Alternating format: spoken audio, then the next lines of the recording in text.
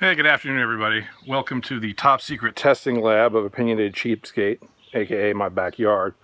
I'm actually going to have a rain test of these two tents, and I thought it would be fun to make a short video here to explain the differences between what you get when you buy a tent that's less than $50 versus a tent that was an incredible bargain on sale for just under $200.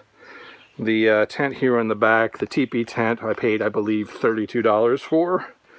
And this one, I got a spectacular deal on, and was about, I think, $160 or $170. I've not seen it anywhere close to this price since. So, I thought I would just take you through a few of examples of the differences between these two things. So if you're thinking about getting into camping or backpacking, you want to understand what you get for your money, maybe let's just go through it. All right, first of all, venting and condensation. You should think of yourself as a small humidifier when you are sitting in the confined space of your tent. Every breath that you take exhales some humidity. A tent that has good venting will allow that moisture to escape either through the tent fabric or through mesh venting, rather than having it condense on the walls of the tent and then drip down upon you. If you look at this Sierra Designs, you will see that there is lots of venting here. This is one of the best venting tents I've ever seen, and the reason why is that there's an enormous amount of mesh here. You see the big mesh window at the bottom, and then there's a mesh door, and then the mesh sides. Contrast that with the little Sportsman's Guide teepee tent. This right here, this little vent right here, that's where all the condensation is supposed to come out. Obviously that's not going to work quite as well. What you'll get is a little bit of air running up underneath here and then up through that vent in the top. But definitely in situations where the temperature drops and you may have some condensation issues, there's really no question as to which one of these tents is going to breathe better, and it's not the cheap one. All right, next, weight. It's not exactly a fair comparison because this is nominally a 3-person tent and this is nominally a 2-person tent, but this tent weighs under 4 pounds all in. This one weighs more like 6 pounds all in. And the reason why is that the fabric this is made out of is cheaper. More importantly, the floor, the plastic floor you can see here, just stick an edge out, is almost sort of like a cheap blue tarp. That stuff is heavy, but it's cheap and it's waterproof, so you're going to be paying a weight penalty for that.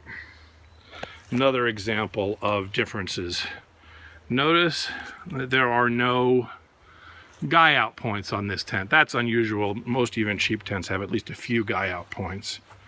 But compare that to this, which is set up for rain. It's got 1, 2, 3, 4, 5, and then of course as you come around to the other side, 6.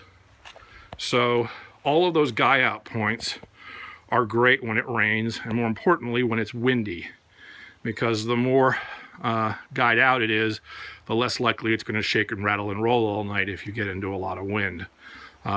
This thing has no guy out points, and it's pretty tall against the wind. In a really windy conditions, this thing will either collapse, or if it doesn't collapse, it'll probably thump and beat you all night and you won't get very much sleep. So probably not a great tent for windy conditions. Here's another example of a difference between an inexpensive tent. An expensive tent, right here. Let me zoom in here a little bit if you can see that.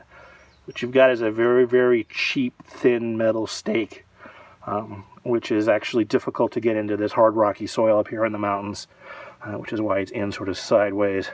You'll see various spots here where it sticks out a bit because I couldn't get it any further into the ground. And notice also that there's really only sort of one place where it can really be set up correctly. Whereas over here, on the more expensive tent, you have special tie-out lines rather than those little loops, and that allows you to move the point of the stake around so that you can find some purchase wherever it's soft on rocky ground. So putting this up was actually a lot easier than putting this up, mainly because it was difficult to find purchase in the rocky ground and get this thing sort of set up in an appropriate way, despite having to drive all these stakes into the rocky ground.